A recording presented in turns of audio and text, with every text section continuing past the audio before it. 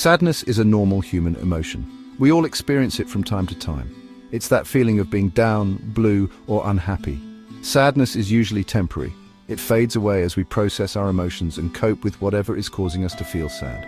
Depression, on the other hand, is a different beast entirely. It's not just feeling sad, it's a serious medical condition that affects how you feel, think, and act. Depression is persistent and overwhelming, casting a long shadow over daily life. It's like a dark cloud that follows you everywhere, making it difficult to find joy or pleasure in things you used to love. Depression isn't a sign of weakness. It's not something you can just snap out of. It's crucial to remember that depression is a real illness, just like diabetes or heart disease. Imagine a spectrum of sadness.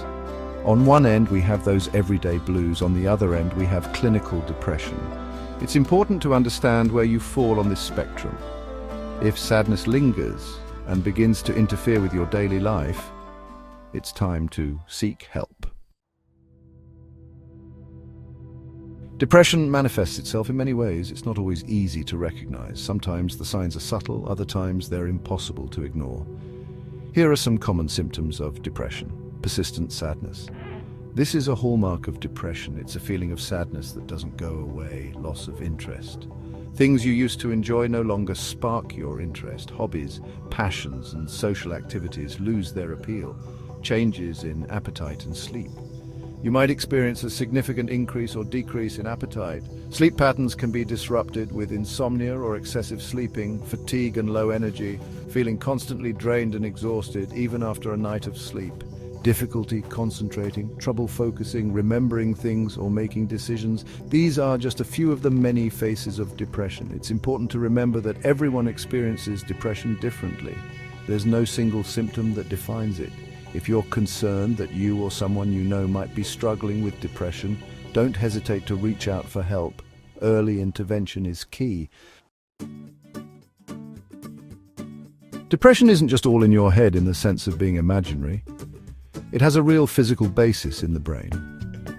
When we experience depression, our brains undergo a series of changes. It's like the intricate wiring of our emotions gets a bit tangled. One of the key areas affected is the hippocampus, a region of the brain responsible for memory formation and emotional regulation. In people with depression, the hippocampus can actually shrink in size. This can lead to memory problems, difficulty regulating emotions, and a heightened sense of sadness. Another crucial player in depression is the neurotransmitter serotonin. Serotonin is like a chemical messenger in the brain that helps regulate mood, sleep, and appetite.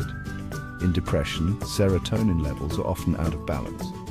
This can contribute to feelings of sadness, hopelessness, and changes in sleep and appetite. Research also suggests that other neurotransmitters, such as dopamine and norepinephrine, are involved in depression. Dopamine is linked to pleasure and reward, while norepinephrine plays a role in alertness and concentration. Imbalances in these neurotransmitters can further contribute to the complex tapestry of symptoms we see in depression. Section 4. Causes of depression, a complex interplay. Pinpointing the exact cause of depression is like trying to solve a complicated puzzle. There's no single answer. Instead, it's often a combination of factors that contribute to its development. These factors can be genetic, environmental, or a complex interplay of both. Our genes play a role in shaping our vulnerability to depression. If depression runs in your family, you might be at a higher risk of developing it yourself. However, having a genetic predisposition doesn't mean you're destined to experience depression. Environmental factors also play a significant role. Stressful life events such as the loss of a loved one, job loss, or a serious illness can trigger depression. Trauma, abuse, and chronic stress can also increase the risk. Sometimes depression can develop without any obvious trigger. This doesn't make it any less real or any less serious. It simply highlights the complex nature of this condition.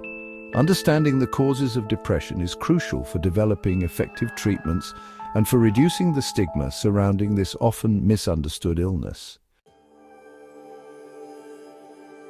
Section 5. Seeking help and breaking the stigma. Depression is treatable. Seeking help is a sign of strength. Therapy and medication can help. Lifestyle changes improve mood. Break the stigma. Talk openly. Reach out. There is hope.